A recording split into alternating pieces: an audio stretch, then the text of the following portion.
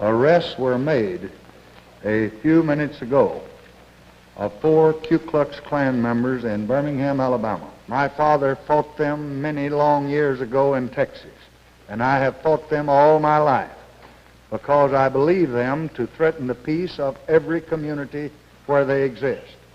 I shall continue to fight them because I know their loyalty is not to the United States of America, but instead to a hooded society of bigots. So if Klansmen hear my voice today, let it be both an appeal and a warning to get out of the Ku Klux Klan now and return to a decent society before it is too late.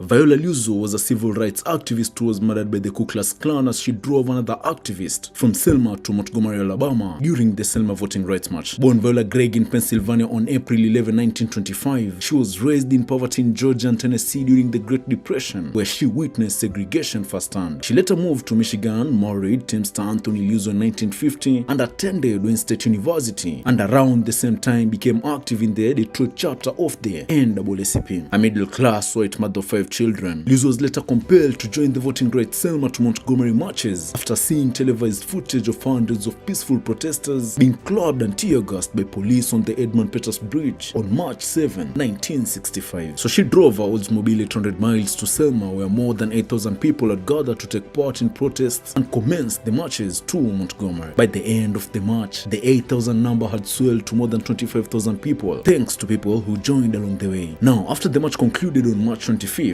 Liuzzo, assisted by Leroy Martin, a 19-year-old African-American man, offered to be among those that transported marchers and volunteers from Montgomery back to Selma in their cars. She had been warned by civil rights activist James Orange that this would be dangerous, but she insisted in doing her part. After dropping passengers in Selma, she and Morton headed back to Montgomery, but when Liuzzo stopped at a red light, a car with 4 members of the local Ku Klux Klan pulled up alongside her. These Klansmen were enraged to see a white woman and a black man in a car together, so they followed Liuzzo as she tried to outrun them, but they eventually managed to overtake her Oldsmobile. When Liuzzo still wouldn't comply and pulled over, they sprayed bullets on the car indiscriminately, fatally shooting her twice in the head, after which the car veered into a ditch, crashing into a fence. Now, although Morton was covered with Liuzzo's blood, the bullets missed him, and he lay motionless when the Klansmen reached the car to check on their victims. After the Klansmen left, Morton began searching for help and eventually flagged down a truck driven by Reverend Leon Riley, who, like Morton and Liuzzo, was transporting civil rights workers back to Selma.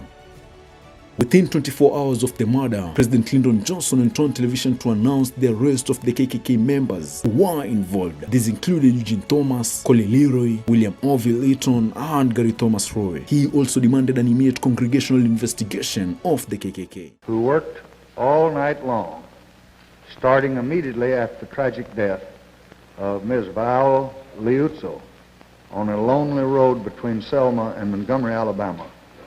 Arrests were made a few minutes ago of 4 Ku Klux Klan members in Birmingham, Alabama, charging them with conspiracy to violate the civil rights of the murdered woman.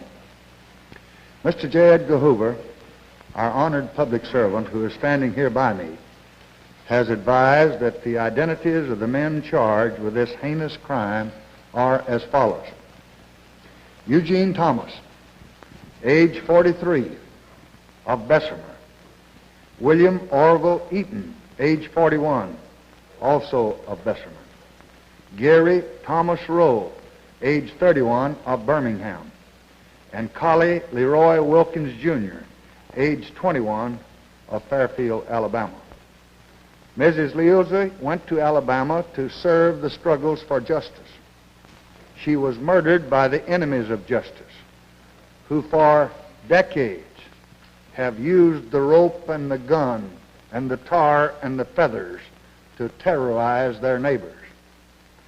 They struck by night, as they generally do, for their purpose cannot stand the light of day. My father fought them many long years ago in Texas, and I have fought them all my life because I believe them to threaten the peace of every community where they exist. I shall continue to fight them because I know their loyalty is not to the United States of America, but instead to a hooded society of bigots. Men and women have stood against the Klan at times and at places where to do so required a continuous act of courage. So if Klansmen hear my voice today, let it be both an appeal and a warning to get out of the Ku Klux Klan now and return to a decent society before it is too late. I call on every law enforcement officer in America to insist on obedience to the law and to insist on respect for justice.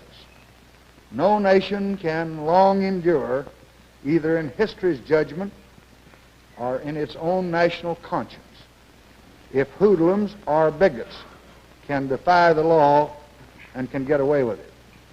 Justice must be done in the largest city as well as the smallest village, on the dirt road or on the interstate highway.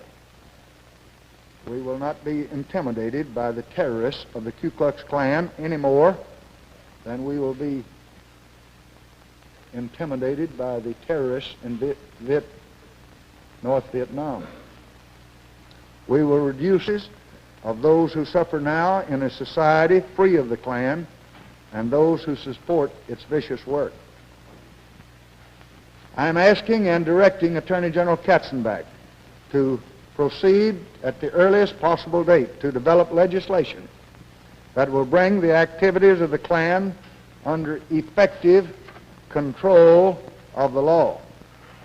And I am hopeful that that legislation can be submitted just as soon as we can get the present voters' rights legislation through the Congress. And in connection with new legislation, congressional committees may wish to investigate the activities of such organizations and the part that they play in instigating violence. And I hope that if the congressional committees do decide to proceed forthwith, they can be assured of the cooperation of all patriotic Americans. And certainly we will make all the resources of the federal government, the Justice Department, and the FBI available to them.